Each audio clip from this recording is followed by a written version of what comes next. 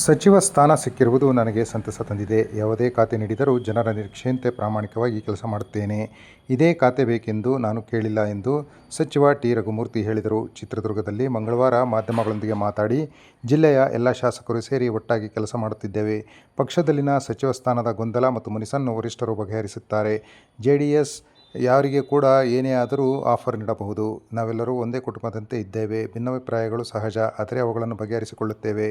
ಇಂತಹ ಸಮಸ್ಯೆಗಳನ್ನು ಕೂಡ ಮುಖಂಡರು ಬಗೆಹರಿಸುತ್ತಾರೆ. ಕೇಂದ್ರ ಸರ್ಕಾರ 5,300 ಕೋಟಿ ರೂಪಾಯಿ ಭದ್ರಾ ಯೋಜನೆಗೆ ನೀಡಬೇಕಿತ್ತು, ಆದರೆ ನೀಡಿಲ್ಲ. ಈ ಬಗ್ಗೆ ಸಿರಿಗೆರೆಯ ಶ್ರೀಗಳು ಕೂಡ ಕೇಳಿದ್ದು ನಮಗೆ ಅನುಕೂಲಕರವಾಗಲಿದೆ ಎಂದು ಅವರು ಹೇಳಿದರು. ಧನ್ಯವಾದಗಳು ಹೇಳ್ತೀನಿ. ಆ 34 ಏನು ಎಷ್ಟೆಲ್ಲ ಖಾತೆಗಳಿದೆ, ಆ ಖಾತೆನಲ್ಲಿ ಯಾವುದೋ ಒಂದು ಖಾತೆ ಕೊಡ್ತಾರೆ.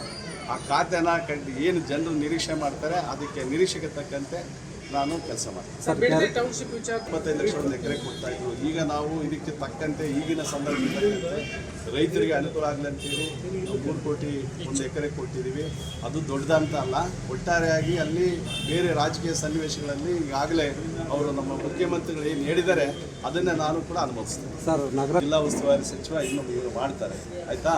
ಅದಾದ ನಂತರ ಯಾವ್ಯಾವ ತಾಲೂಕಲ್ಲಿ ಯಾವ್ಯಾವ ಪ್ರದೇಶದಲ್ಲಿ ಏನು ಅನಾನುಕೂಲ ಇದೆ, ಏನು ಅವಶ್ಯಕತೆಗಳು ಬೇಕು ಅಂತ ಹೇಳಿ ಪ್ರಾಮಾಣಿಕವಾದ ಪ್ರಯತ್ನ ಮಾಡಿ ಇಲ್ಲಿ ಜಿಲ್ಲೆ ಜನರಿಗೆ ಅವ್ರಿಗೆ ಆ ಸೌಲಭ್ಯಗಳನ್ನು ಒದಗಿಸೋದಕ್ಕೆ ನಾನೆಲ್ಲ ಪ್ರಯತ್ನ ಮಾಡ್ತೀನಿ. ನಿಮಗೆಲ್ಲ ಗೊತ್ತೇ ಇದೆ, ಈಗ ಶ್ರೀಗಳವರು ಅದಕ್ಕೆ ಪೂರಕವಾಗಿ ಮಾತಾಡಿದ್ದಾರೆ. ನಿಮಗೆ ಗೊತ್ತಿದ್ದು ವಿಧಾನಸೌಧದಲ್ಲಿ ಕೂಡ ಹೇಳಿದ್ರು, ಚುನಾವಣೆಯಲ್ಲಿ ಕೂಡ ಎಲ್ಲ ಪ್ರಚಾರ ಮಾಡಿದ್ರು. ಯಾವಾಗ ಅಧಿಕಾರ ನಮ್ಮ ಕಾಂಗ್ರೆಸ್ ಪಕ್ಷಕ್ಕೆ ಬಂತು ಅಲ್ಲಿಂದ ಇಲ್ಲಿವರೆಗೂ ಯಾವುದೇ ಅನುದಾನವನ್ನು ನೀಡಲಿಲ್ಲ. ನಮ್ಮ ಇದೆಲ್ಲ ನಿಮಗೆ ಇಡೀ ರಾಜ್ಯದಲ್ಲೇ ಗೊತ್ತು. ನಮ್ಮ ಮಾಜಿ ಮುಖ್ಯಮಂತ್ರಿ ಸನ್ಮಾನ್ಯ ಸಿದ್ದರಾಮಯ್ಯ ಸಾಹೇಬ್ ಹೇಳ್ತಾಯಿದ್ರು, ನಮಗೆ ಆಗಿನ DCM ಅವರು ಈಗಿನ ಮುಖ್ಯಮಂತ್ರಿಗಳು ಹೇಳ್ತಾಯಿದ್ರು. ನಾವು ಎಲ್ಲ ನಿಮಗೆಲ್ಲ ಅಧಿವೇಶನದಲ್ಲಿ ಚರ್ಚೆ ಮಾಡಿದ್ವಿ. ಇದಕ್ಕೆ ಪೂರಕವಾಗಿ ಬಹುಶಃ 5,300 ಕೋಟಿ ಏನಿತ್ತು ಅದು ಈಗ 6,200 ಕೋಟಿ ಆಗುತ್ತೆ. ಅವರು ಕೂಡ ಪ್ರಯತ್ನ ಮಾಡಿದ್ದಾರೆ. ಸಿರಿಗೆರೆ ಶ್ರೀಗಳು ಡೆಲ್ಲಿಗೆ ಹೋಗಿ ಪ್ರಯತ್ನ ಮಾಡಿದ್ದಾರೆ.